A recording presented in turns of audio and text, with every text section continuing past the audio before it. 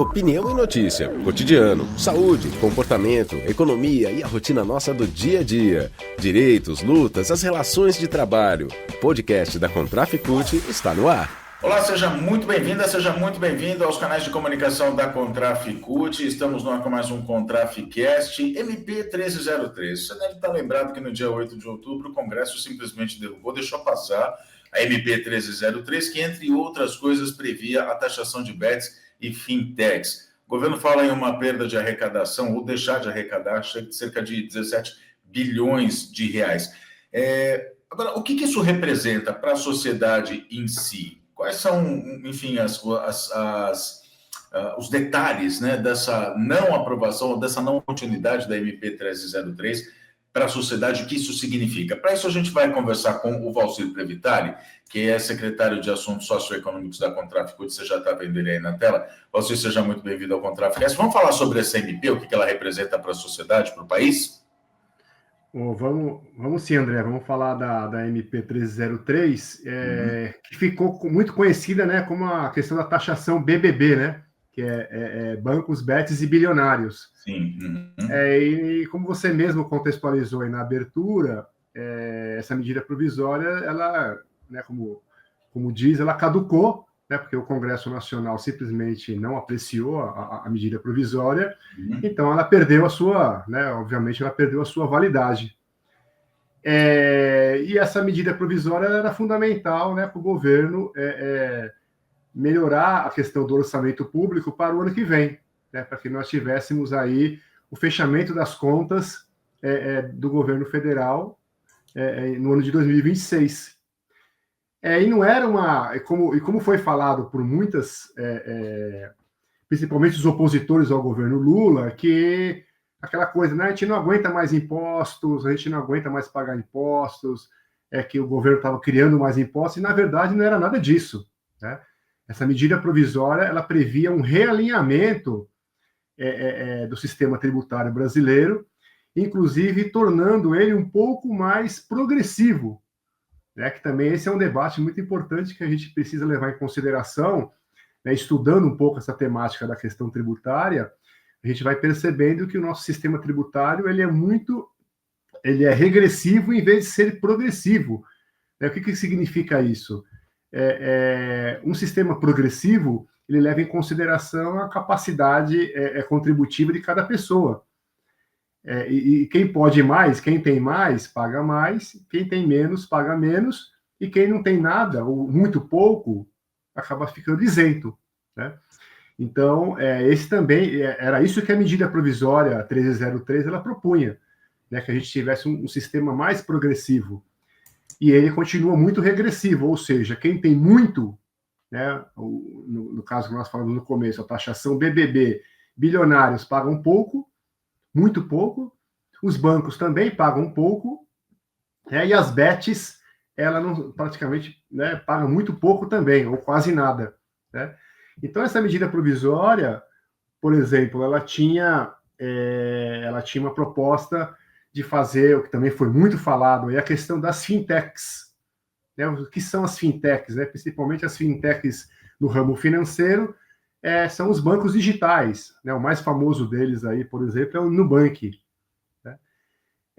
E essa medida provisória ela propunha um realinhamento para a contribuição social sobre o lucro líquido, a chamada CSLL. Hoje as fintechs elas pagam 9% de impostos de contribuição sobre o lucro líquido, e era para chegar a 15%. Para chegar a 15%, para ficar... Porque qual que é o entendimento? Né? Que essas fintechs do sistema financeiro, elas fazem tudo que um banco normal faz. Ela faz tudo que um banco oficial faz, né? E acaba tendo uma taxação, né, uma tributação menor que os bancos oficiais. Então, a proposta do governo Lula, do governo federal, era de fazer um realinhamento dos impostos. Não era criar mais impostos, como foi muito divulgado também em parte da imprensa, né? Não só os opositores do governo federal, né, do governo Lula, mas também parte da imprensa embarcou nessa, né? Está criando novos impostos, e não era isso. E também é importante que, né, as pessoas saibam essa questão do que a gente fala, né, dos super ricos, né, taxação do super rico, dos bilionários.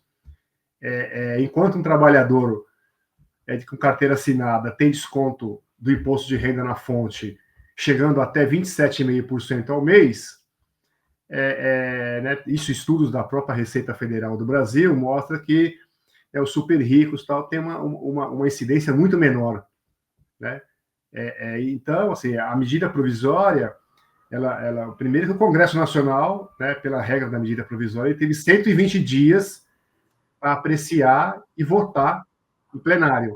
Essa é a regra, né, da relação entre o Poder Executivo e o Poder Legislativo.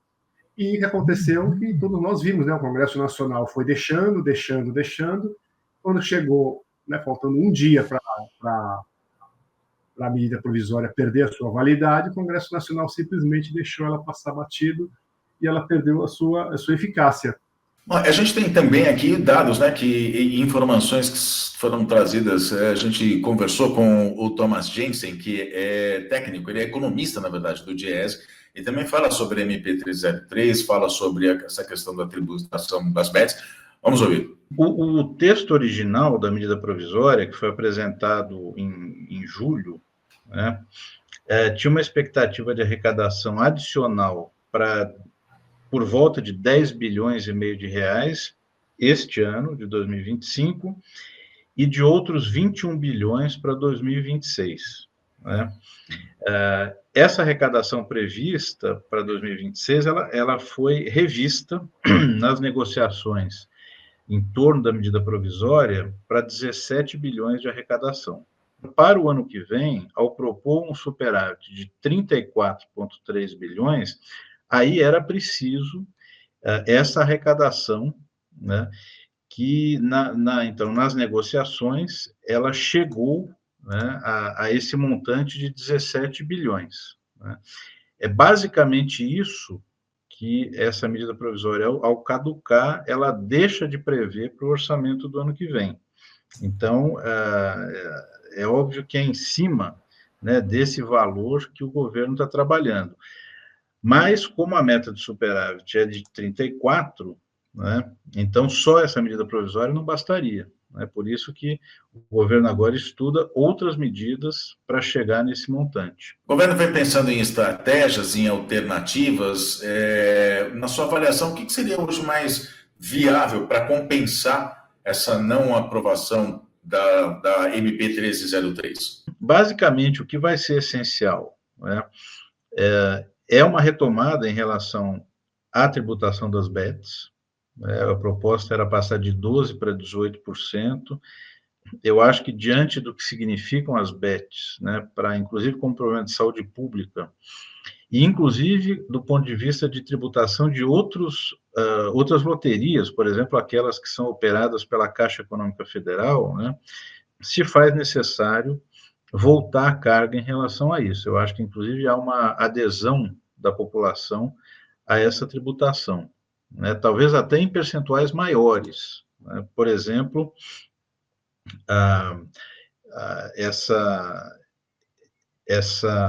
esse aumento, né, de 12 para 18, isso significa já uma arrecadação adicional de 4,5 bilhões de reais para o governo, né? Eu acho que é preciso tratar das emendas, né? As emendas parlamentares, elas claramente chegaram a um nível que distorce, inclusive, a execução de políticas públicas, né? Na medida em que você retira do executivo o planejamento dessas políticas públicas, né? Enfim, e a alocação a gente tem visto, está sujeita a fraudes, a corrupção, né? A concentração em aquisição de máquinas, por exemplo, né? Enfim, muitas vezes não é o que é mais necessário, né? Então, existem enormes problemas, e é provável que o governo vá tratar da questão das emendas também, né? Existiriam outras alternativas, que inclusive não passam nem pelo Congresso, né? Por exemplo, o imposto territorial rural, né? O imposto territorial rural, ele teria uma potencialidade de arrecadação próxima, talvez, a 17 bilhões de reais por ano, se a gente for pegar o universo de 5 milhões de imóveis rurais que a gente tem, né? Hoje, a arrecadação ela é de pouco, acho que chega a 2 bilhões de reais por ano. Então, você tem uma capacidade de incremento desse imposto sobre a propriedade territorial rural que é muito grande, né? Sempre se faz a comparação, né, que o IPTU da cidade de São Paulo arrecada 13 bilhões de reais, né? Então, será que é possível que o imposto sobre propriedade rural vai arrecadar tão menos do que o IPTU da cidade de São Paulo? Isso aí basta uma decisão quase que administrativa do Executivo Federal, né? Mas a gente sabe que os dois grandes lobbies, né, que estão segurando a justiça tributária no Brasil é o lobby do agronegócio e o lobby do rentismo financeiro, né? Então, eu acho que o ministro Fernando Haddad, né, ele tem bastante discernimento, né, para negociar, então, com principalmente o sistema financeiro, para que as fintechs, né, possam ter majorados também os seus impostos, né, aqueles valores que são devidos, como contribuição sobre lucro líquido, por exemplo, né? E necessariamente vai ter que ter uma discussão em relação à equalização do percentual de imposto sobre os fundos, né? Que hoje estão muito variáveis. Por exemplo, as letras de crédito do agronegócio e do setor imobiliário, elas continuam isentas, né? A proposta do governo era para colocar uma taxa de 5%, né? Com a medida provisória caducando, elas continuam isentas, né? Então, a proposta do governo era uma equalização de 18%, né, para todos os investimentos. Diante do cenário complexo, né, acho que, evidentemente, o governo vai colocar alguma coisa em relação às emendas, né, e em relação às bets, né, porque é daí que pode vir um montante maior, né? O recurso que é arrecadado pela União, né, o sistema tributário brasileiro, ele tem impostos que são municipais, estaduais e da União, né? Nos estados, por exemplo, é o ICMS, né? Para a gente fazer um exemplo mais concreto, né, aqui no estado de São Paulo e nos estados em geral, a Constituição prevê o gasto mínimo em educação 25% da receita do Estado, né? Se o Estado abre mão de arrecadar 70 bilhões por ano com ICMS, então 25% de 70 bilhões é exatamente o montante que terá a menos no orçamento da educação no Estado de São Paulo. A mesma coisa com saúde. Existe um piso, né, um mínimo de gasto que é 18% da receita.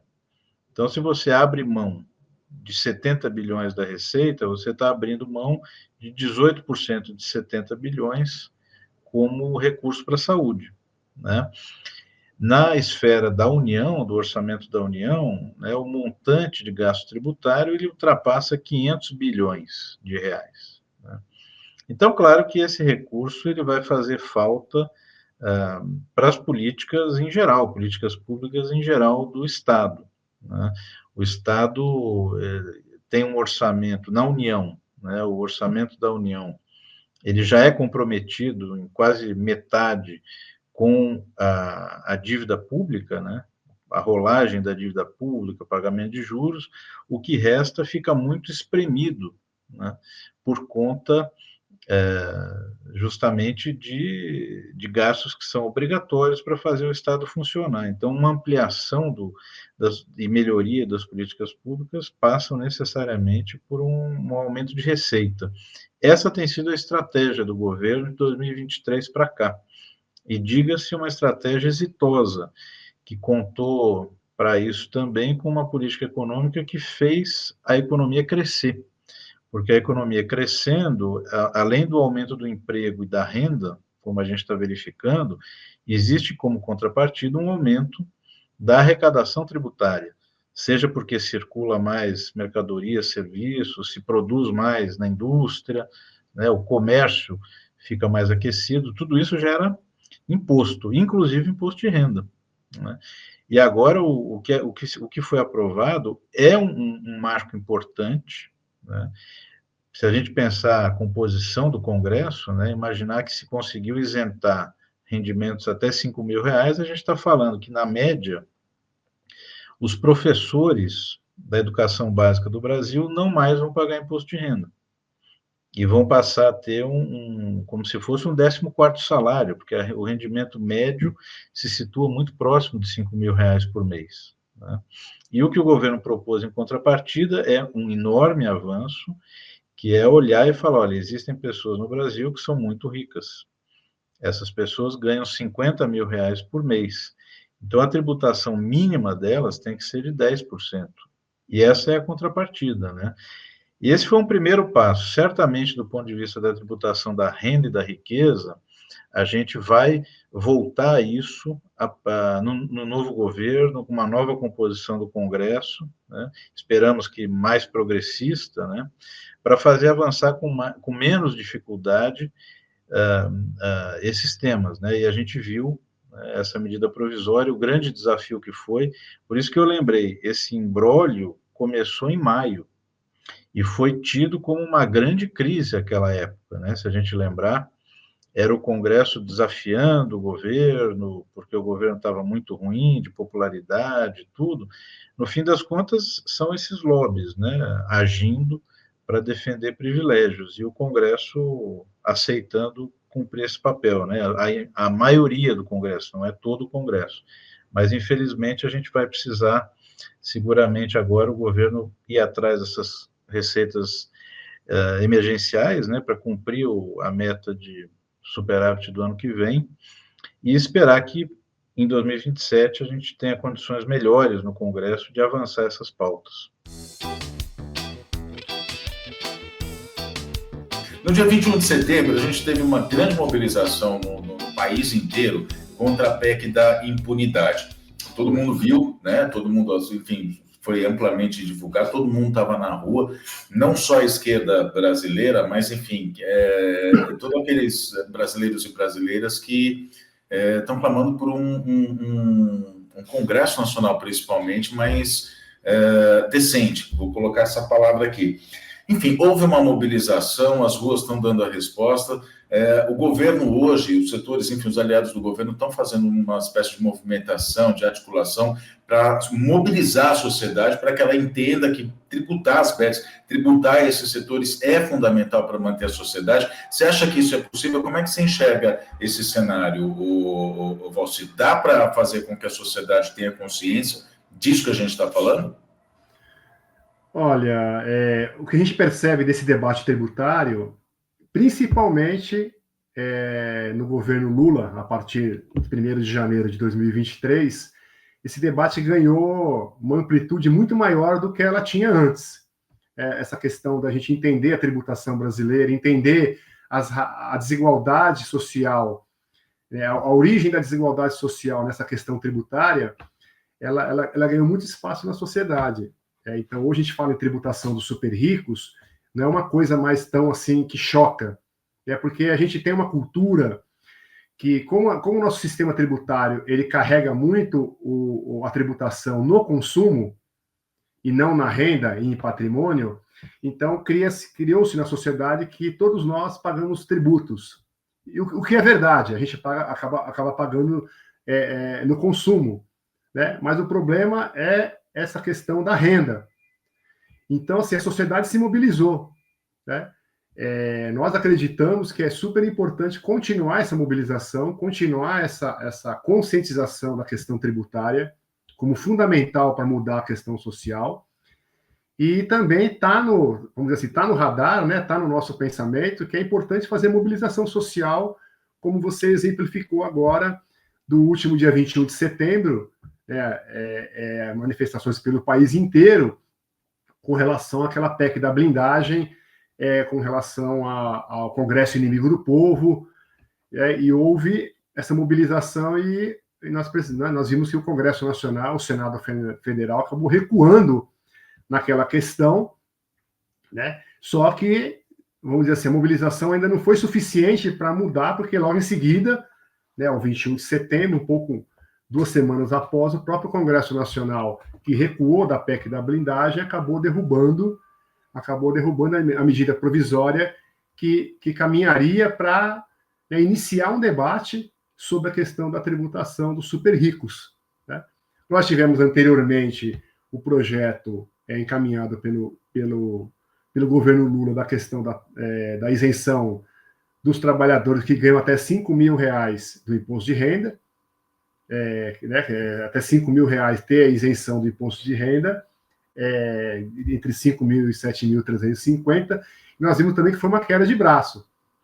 Demorou, a relatoria acabou caindo na mão do deputado Arthur Lira, que queria mudar o projeto, que isso, aquilo outro, ainda foi aprovado pela Câmara, né, ainda falta passar pelo Senado Federal.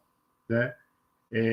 Isso ajuda no debate da tributação, mas também ainda é o início, né, vamos dizer assim, essa questão do imposto de renda da pessoa física, para a gente começar também um debate do reajuste das tabelas, porque os trabalhadores acabam tendo reajuste salarial e a tabela do imposto de renda ela não é corrigida, então a gente acaba pagando muito mais imposto de renda do que poderia.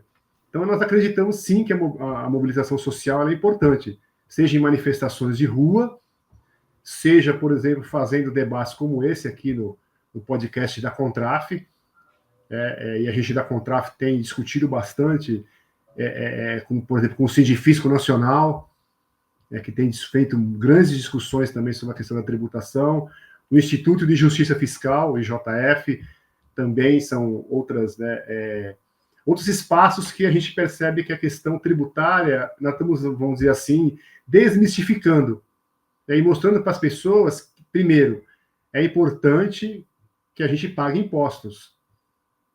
É importante que a gente pague impostos, porque são esses impostos que são revertidos em políticas públicas.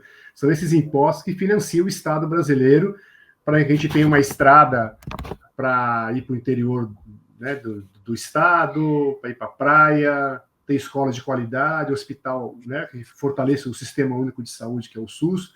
Então é importante que a gente tenha esses impostos. Agora, a gente não pode cair, vamos dizer assim, no discurso empresarial, no discurso dos banqueiros, que a gente paga muito impostos, que o trabalhador custa muito para o sistema, para os empresários, tal. Isso daí são discursos que a gente precisa, primeiro, não cair neles, e segundo, analisar, porque aí tem um viés, né, como diz uma pessoa muito que tem um conhecimento muito grande, que é o Dão Real. Ele fala que a questão da tributação ela é luta de classes, né? Ela está inserida nesse contexto. Então, assim, a mobilização social de rua ela é fundamental para a gente reverter e caminhar naquilo que nós falamos lá no começo, que é a questão da progressividade do nosso sistema tributário.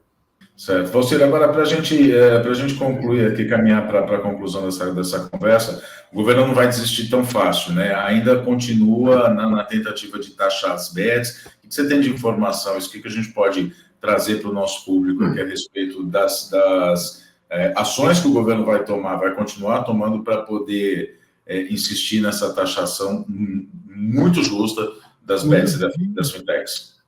Então, o que a gente tem visto, né, depois da queda aí da medida provisória, a gente tem visto que o ministro Fernando Haddad, né, ele tem falado, né, insistindo aí na questão da tributação das fintechs, né, de fazer esse alinhamento, né, um realinhamento da contribuição, que hoje está de 9% para 15%, também mexer na contribuição social né, sobre o lucro líquido dos bancos, né, também ele insiste nisso, e também fazer a taxação das bets, já que elas vieram para o país, já que elas foram regulamentadas, então elas também têm que fazer a sua contribuição. Né?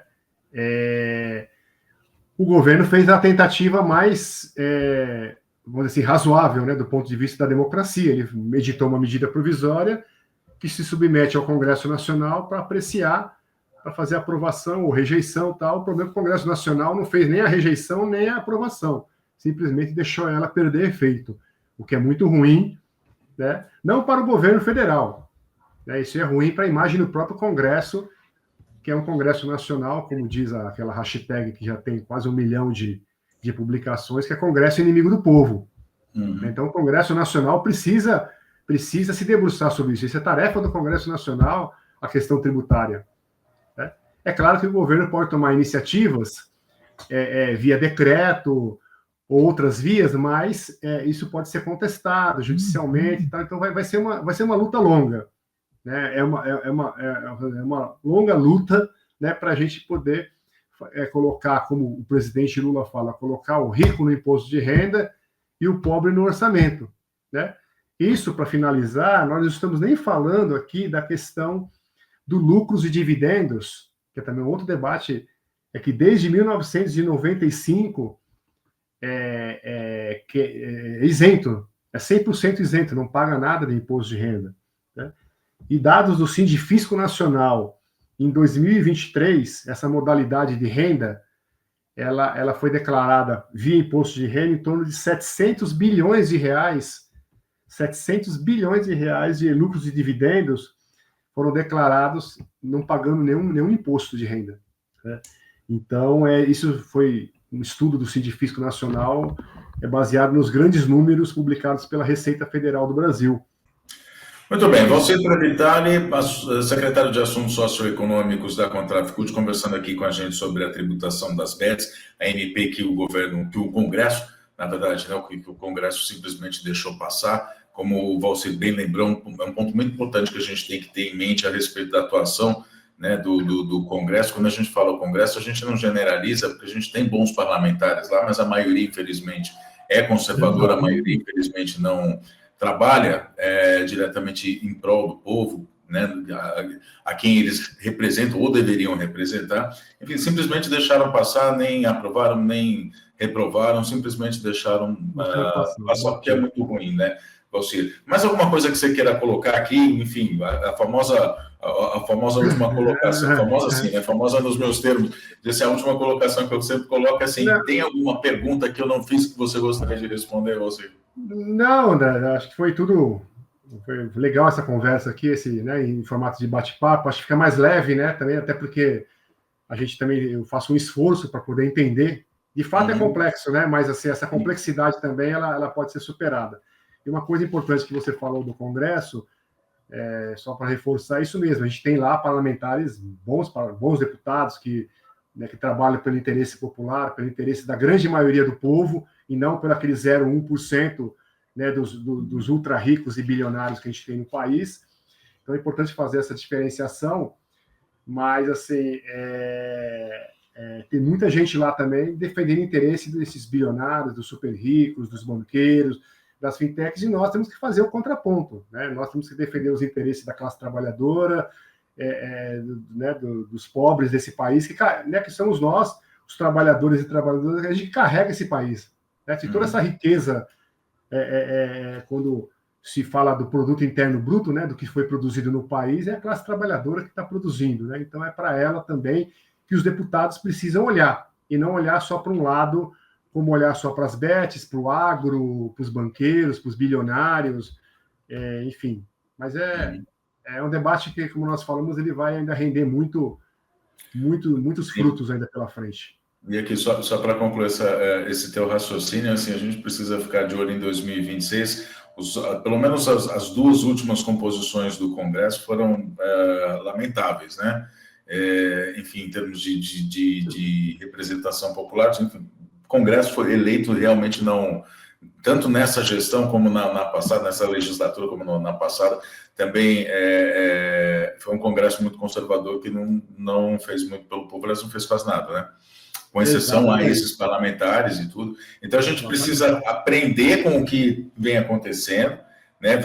Precisa olhar para o que vem acontecendo e ter a consciência de que em 2026 a gente precisa mudar essa história definitivamente, olhando para quem a gente vota, para senador, para deputado também, nas cidades, para vereador, para a gente não incorrer novamente nesses, vou chamar aqui, entre aspas, de desmandos, né, que vem acontecendo, né, Valcir? Não, exatamente. 2026, estamos pelo menos há um ano aí, né, ou até menos de um ano já da eleição, e é fundamental isso que você falou, né, o Congresso Nacional essa atual legislatura do Congresso Nacional, a sua grande maioria é de defesa dos grandes empresários, dos banqueiros, do agro, né? Tem aquela bancada BBB também que eles falam, né? Que é da bala, da Bíblia e do boi, né? Então a gente precisa também eleger, né, deputados e deputadas, senadores e senadoras, também com compromisso com a classe trabalhadora. Sim. E também saindo do próprio movimento, né, dos movimentos sociais, essas pessoas para o Parlamento Nacional. Senão também fica o que acontece, que a gente vê agora, né, que é o Congresso Nacional, que tem muita coisa lá que não está defendendo o interesse da grande massa da população. Mas é isso. Muito bem. Você, queria agradecer muito a tua participação aqui no nosso ContrafCast, agradecer também a você que ficou até aqui, enfim, acompanhando essa conversa, todas essas informações. É bom a gente refletir, é bom a gente estar por dentro do que acontece, tendo a sua opinião formada e principalmente se mobilizar para que a justiça, no caso que a gente está falando aqui, né, para que a justiça tributária realmente aconteça e para que a gente possa ter um Estado melhor, um Estado funcionando mais e para que a gente tenha uma sociedade mais justa. Valcir, mais uma vez, obrigado pela participação. Obrigado a vocês, obrigado a todos e todas. Tamo junto aí. Até a próxima. Até a próxima e a gente se fala também numa próxima oportunidade aqui no ContrafCast. Até lá. Este foi um episódio do podcast da ContrafCult. Fique ligado em nossas redes e canais de informação. Breve tem mais.